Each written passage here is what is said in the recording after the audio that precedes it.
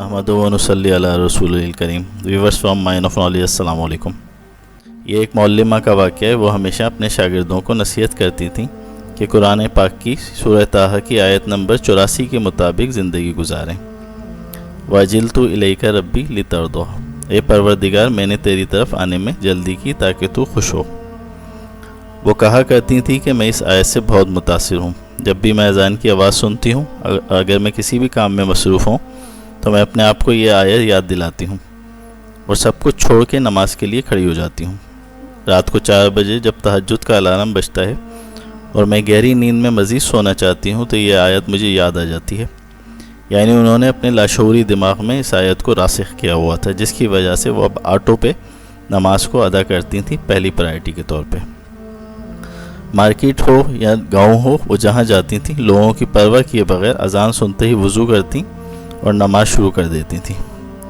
وہ اس آیت کے مصداق رب کی رضا کے لیے رب کی طرف جانے میں جلدی کرتی تھیں اور نماز کے لیے سب کچھ چھوڑ چھاڑ کے کھڑی ہو جایا کرتی تھیں. ان خاتون کے شوہر کی عادت تھی کہ کام سے گھر واپس آتے وقت وہ اسے فون پہ کھانے کے متعلق ہدایات دیا کرتے تھے تاکہ گھر پہنچنے پہ گرما گرم کھانا تیار ملے اور وہ کھانا کھا کے سو جائیں. ایک دن انہوں نے فون کیا، کھانے کی فرمائش کی. اتنی دیر میں اذان کی آواز سنائی دی تو اس کے صرف 3 رولز رہ گئے تھے جو وہ بنا رہی تھیں، لیکن انہوں نے حسب عادت سب کام چھوڑے اور نماز ادا کرنے کھڑی ہو گئیں. ان خاتون کا شوہر انہیں بار بار فون کرتا رہا لیکن کوئی جواب موصول نہیں ہوا. جب وہ گھر پہنچا تو اس نے دیکھا کہ اس کی بیوی سجدے میں اور کھانا ابھی تک تیار نہیں ہوا ہے. اس نے دیکھا کہ صرف 3 رولز بھرنے سے رہ گئے ہیں تو اسے شدید غصہ آیا اور اسی غصے کے عالم میں اس نے اپنی بیوی کو دیکھا اور ڈانٹنا شروع کر دیا نماز کے دوران ہی. تم اپنا کام ختم کر کے دیگچی چولہے پہ رکھ کے بھی نماز ادا کر سکتی تھیں. 3 رولز بنانے میں کتنی دیر لگتی ہے؟ لیکن اس کی بیوی کی طرف سے کوئی جواب نہ آیا. جب وہ اس کے پاس آیا تو دیکھا کہ سجدے کی حالت میں ہی اس کا انتقال ہو چکا تھا. سبحان اللہ! اگر اس نے ہماری طرح یہ سوچا ہوتا کہ چلو کوئی بات نہیں، پہلے اپنا کام ختم کر لیتے ہیں پھر نماز پڑھ لیں گے، تو اس کا انتقال کچن میں ہوتا بجائے سجدے کی حالت میں. لیکن ایک شخص کا انتقال اسی حالت میں ہوتا ہے جس پہ وہ ساری زندگی گزارتا ہے، اور وہ اسی حالت میں دوبارہ اٹھایا جائے گا.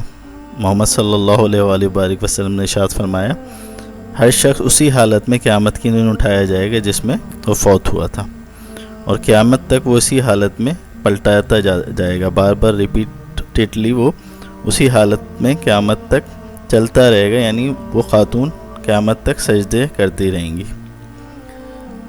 سامعین کرام، آئیے ایک عہد کرتے ہیں. جیسے ہی اذان کی آواز سنائی دے سب کام چھوڑ کے نماز کے لیے کھڑے ہو جائیں. ہمارے آقا محمد صلی اللہ علیہ وآلہ وبارک وسلم سے کسی نے پوچھا، اللہ سبحانہ و تعالیٰ کے نزدیک سب سے محبوب عمل کیا ہے؟ تو انہوں نے جواب دیا، نماز کو اس کے اولین وقت میں ادا کرنا. جیسے ہی اذان کی آواز سنیں فوراً وضو کرنے کی عادت ڈالیں اور پھر مسجد چلے جائیں اور اپنے آپ کو یہ آیت بار بار یاد دلاتے رہیں. وَأَجِلْتُ إِلَيْكَ رَبِّي لِتَرْضَىٰ، اے پروردگار میں نے تیری طرف آنے میں جلدی کی تاکہ تو خوش ہو جائے. حضرت انس رضی اللہ تعالیٰ عنہ نے فرمایا، میں نے رسول اللہ صلی اللہ علیہ وآلہ وبارک وسلم کو فرماتے ہوئے سنا کہ یہ منافق کی نماز ہے کہ سورج کو بیٹھا دیکھتا رہے یہاں تک کہ جب وہ شیطان کے 2 سینگوں کے درمیان ہو جائے تو اٹھے اور 4 چونچے مار لے اور اللہ کا ذکر بہت کم کرے.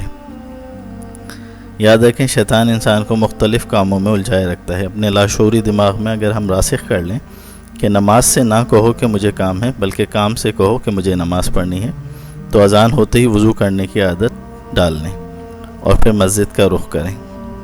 کاموں میں اگر الجھے رہے تو پھر نماز یا تو قضا ہو جائے گی یا پھر منافق کی طرح وقت نکلتے وقت جلدی میں 4 چونچے مار لیں گے. رب سبحانہ و تعالیٰ اور نماز کو ترجیح بنائیں گے تو آپ کو بھی رب سبحانہ و تعالیٰ کی طرف سے ترجیح ملنا شروع ہو جائے گی، جیسا کہ اس معلمہ کو سجدے میں موت نصیب ہوئی. اللہ سبحانہ و تعالیٰ سے دعا ہے کہ ہمارا حشر بھی بہترین کرنا اور ہمیں جنت میں بلا حساب داخل فرمانا. اللہم آمین.